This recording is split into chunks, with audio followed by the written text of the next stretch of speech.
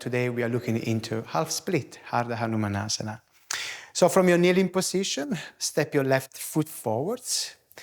Keep your knee bent to start and grab 2 blocks with you. Taking the blocks in line with your shoulders, and then walk your right knee slightly back in line with your hip. Lift your left toes and straighten your left leg.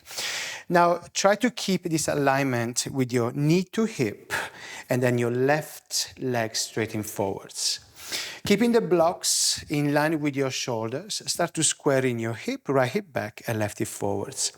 Take a deep inhale in here. As you're pressing down through your palms, keep opening your chest, drawing your shoulders blades back towards your hip.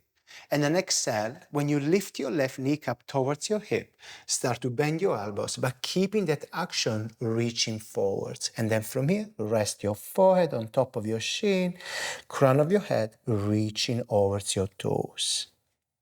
Take a 3 breath in here, 2 extra, opening to your hamstring and strengthening to your quads. And enjoy it.